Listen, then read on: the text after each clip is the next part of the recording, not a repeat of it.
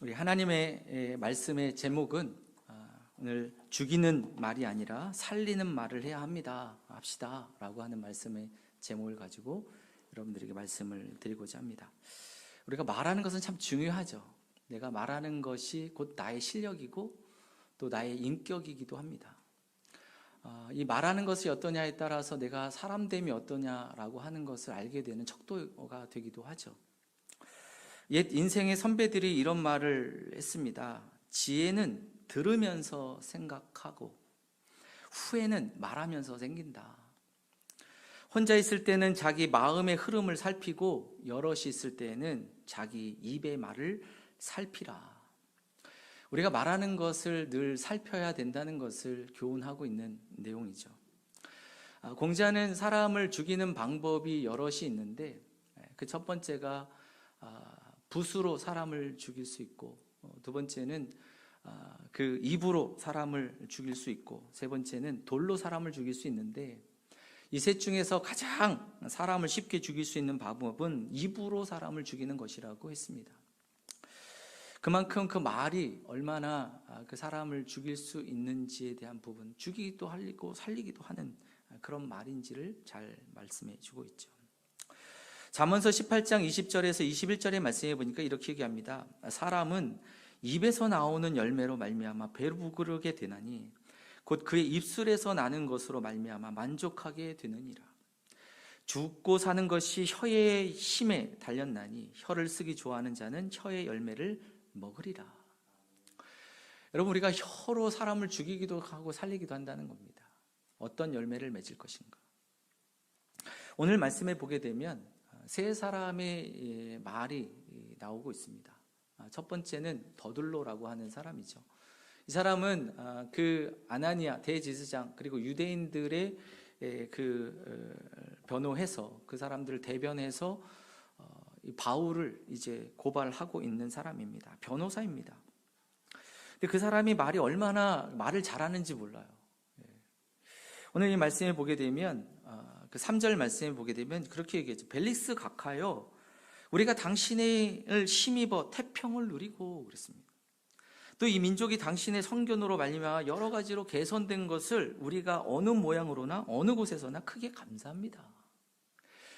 여러분, 벨릭스를 향하여서 더둘로가 탁 입을 여는데 처음 이 이야기하는 것들이 얼마나 이 벨릭스의 마음을 얻고자 그 환심을 얻고자 하는지 아부와 아첨의 말이 담겨져 있다는 것을 우리는 잘 알게 됩니다.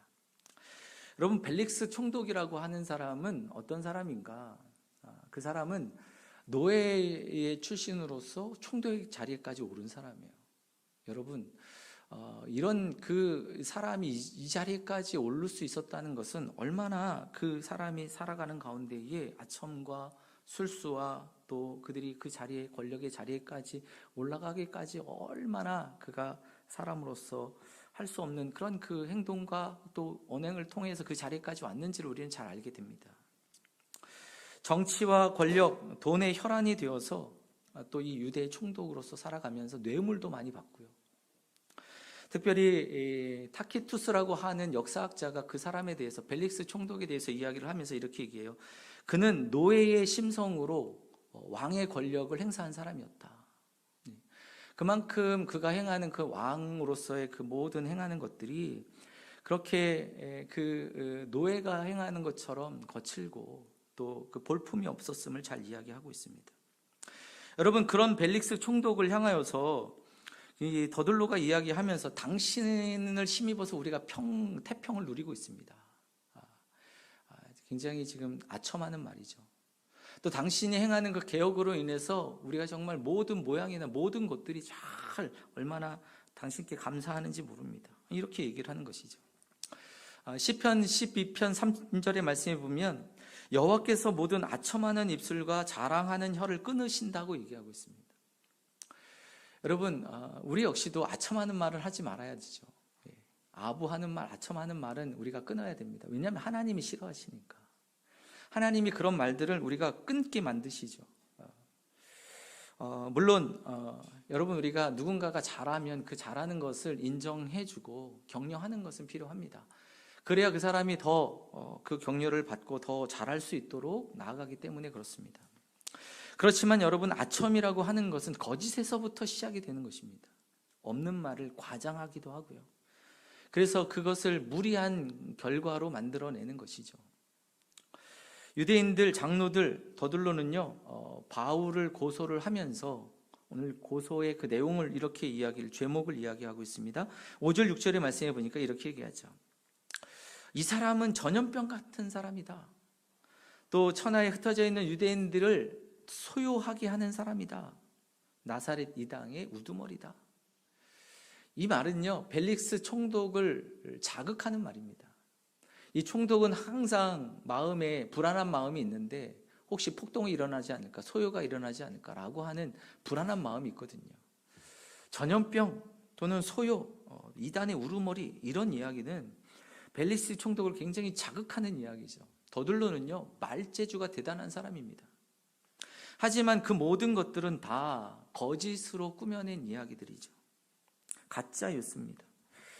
여러분, 바울이 소란을 일으킨 적이 없습니다. 우리가 성경을 보면서도, 그 내용을 우리가 살펴보면서도 바울이 소란을 일으키지 않았습니다. 유대인들이 소란을 일으킨 겁니다. 유대인들이 관례를 깨트리고 성전을 더럽혔다고 말하지만 사실 이것은 다 추측에 불과하죠. 바울은요, 결례를 깨트린 적이 없습니다. 다 지켰습니다. 진실의 말이 아니죠. 오히려 더들로는 진실의 말에 침묵하고 있습니다. 소란을 일으킨 것도 유대인이고요.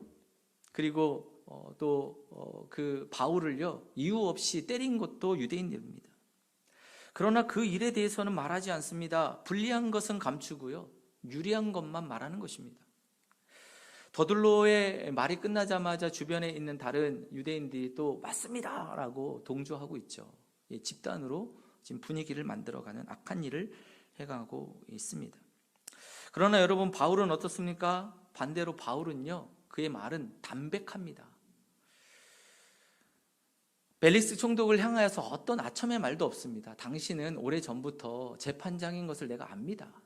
사실만을 이야기하고 담백하게 이야기하고, 내가 이 사건에 대해서 변명을 하겠습니다. 기꺼이 변명합니다. 내가 예루살렘에 예배하러 올라온 지가 이틀, 10일밖에 되지 않았습니다. 10일 가지고 무슨 이 예루살렘 전체를 다 소동하게 만들고 요란하게 만들 그런 시간도 부족하다는 것이죠. 내가 성전에서 누구와 변론을 했던지, 아니면 내가 회당이나 그리고 또 시장에서 누구와 말을 하고 있는 것이 있는지, 그것이 있다면 이야기하십시오. 이야기하라고 하십시오. 그렇지 않았다는 이야기를 하고 있죠. 바울은 진실만을 이야기합니다. 담백하게 이야기하는 것이죠.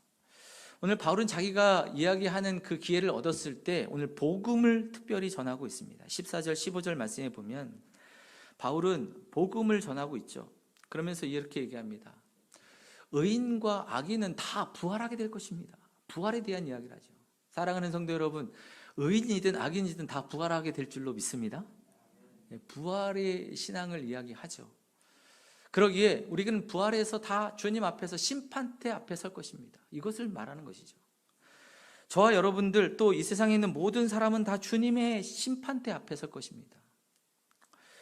그래서 이것으로 말미암아 내가 하나님과 사람 앞에서 양심의 꺼리낌 없이 내가 그렇게 살기 위해서 힘쓰고 있다고 말하고 있습니다. 바울은 부활의 신앙을 너무 잘 알고 있습니다. 이 부활의 신앙을 증거하고 있죠. 벨릭스 총독 역시도 이 신앙에 대해서는 어렴풋이 압니다. 알고 있죠. 그러기에 바울이 말하고 있는 이 진리의 말씀 앞에 그도 마음으로는 다 수긍하고 있습니다. 여러분, 그런데요, 오늘 이 벨릭스는 어떻게 반응하고 있습니까? 그는 어떤 말을 하고 있습니까? 이 더둘로와 또 바울의 이 이야기를 판결을 내리지 못하고 있죠. 어정쩡한 판결을 내리고 있습니다. 그는 유대의 총독으로서 유대의 풍습과 유대의 전통과 예절들을 잘 알고 있는 사람입니다. 특별히 글라우디오 루시아 그 천부장을 통해서 이미 편지를 받았습니다. 바울이 죄가 없다는 것을 이미 알고 있습니다. 보고서를 받았습니다. 그러나 바울이 죄가 없다고 판결을 내리지 않고 있죠. 여러분, 빌라도와 비슷한 모습을 보이고 있는 것입니다. 정치적인 부분 안에서 어정쩡한 판결을 내리고 있는 거죠.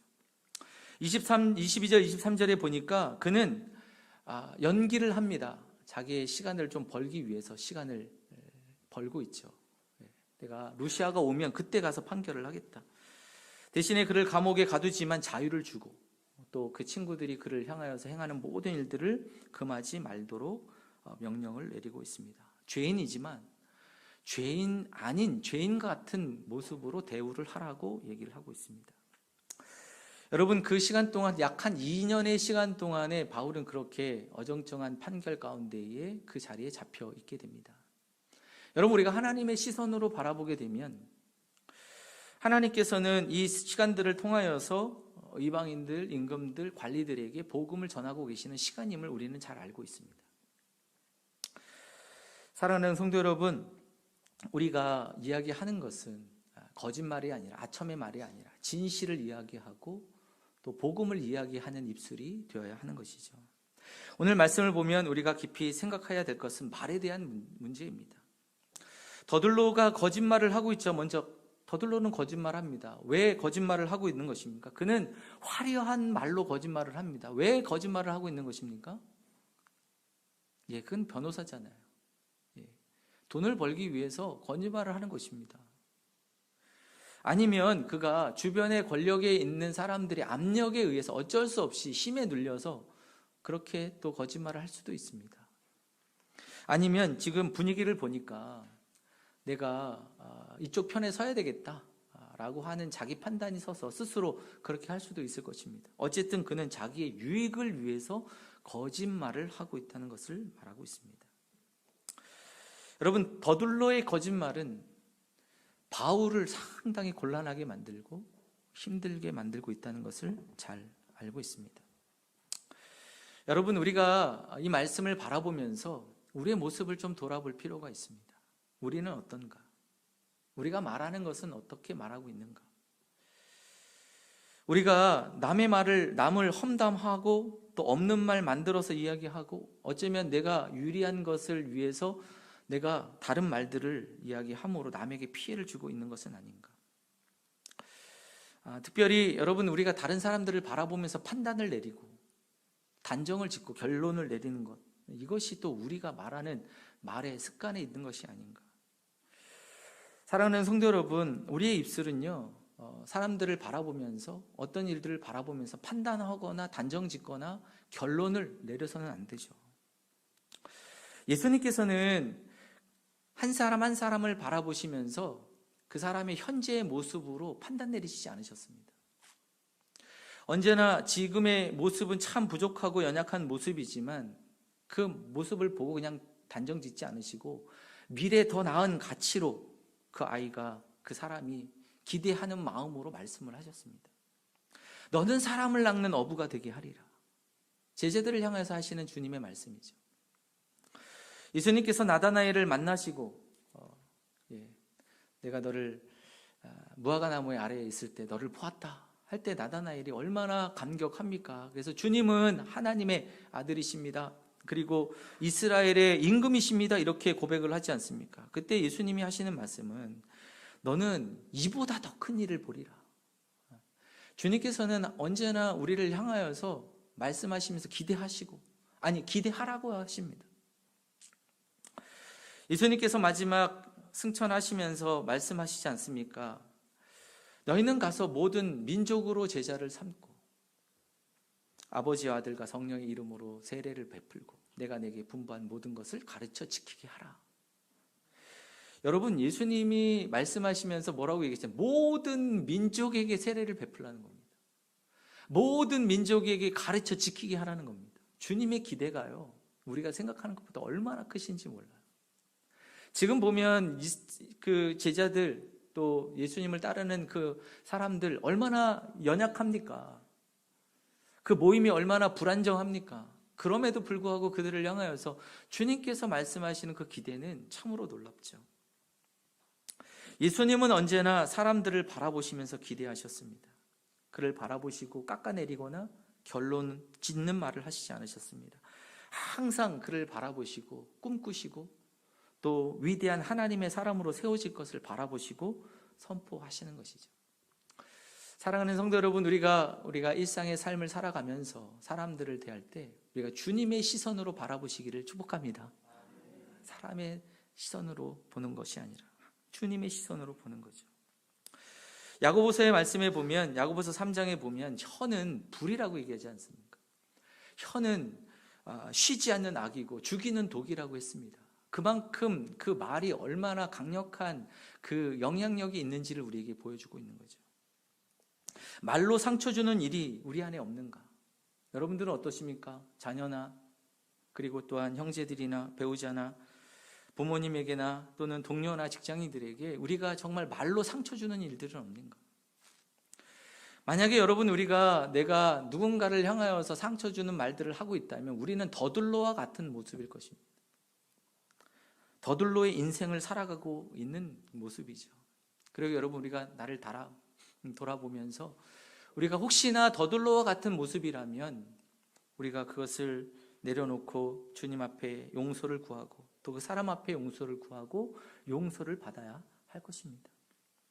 로마서 2장 1절의 말씀에 보면 바울은 이렇게 얘기합니다. 그러므로 남을 판단하는 사람아, 누구를 막론하고 내가 핑계하지 못할 것은 남을 판단하는 그것으로 내가 너를 정죄함이니 판단하는 내가 같은 일을 행함이니라. 판단하지 말라고 얘기하고 있습니다. 또 비슷한 말로 로마서 14장 32절에 이렇게 얘기합니다. 먹는 자는 먹지 않는 자를 없이 여기지 말고 먹지 않는 자는 먹는 자를 비판하지 말라. 이는 하나님이 그를 받으셨기 때문이라고 얘기합니다. 받으셨기 때문에. 여러분, 우리가 그 우상의 제물들 먹는 문제를 가지고 교회 안에서 서로 간에 비판하고 비난했던 이야기들, 먹느냐 먹지 않느냐 판단하지 말라는 것입니다. 왜? 하나님이 받으셨는데, 하나님이 그 사람을 받아주셨는데 왜 네가 판단하느냐? 여러분, 하나님께서는 우리를 사랑하셔서 늘 우리를 허물을 덮어주시는 분이 우리 주님이시죠. 우리의 허물을 덮어주시고 우리를 구원하신 분이 우리 주님이십니다. 그런데 네가 뭔데? 네가 얼마나 훌륭해서 얼마나 잘나서 우리가 그 사람을 판단하느냐? 바울은 우리에게 이렇게 이야기하는 거죠. 네가 왜 그 사람을 판단하고 왜 채점을 매기고 왜 그 사람에게 선을 긋느냐? 여러분, 우리가 그 사람을 향해서 그 사람은 안 돼. 변하지 않을 거야. 그렇게 말하지 말라는 것입니다. 그것도 교회 안에서, 교회 공동체 안에서. 그러면서 바울은 우리가 먼저 누구인지를 먼저 알아라. 내가 누구냐? 나는 어떤 존재인지를 먼저 알라고 얘기하고 있습니다.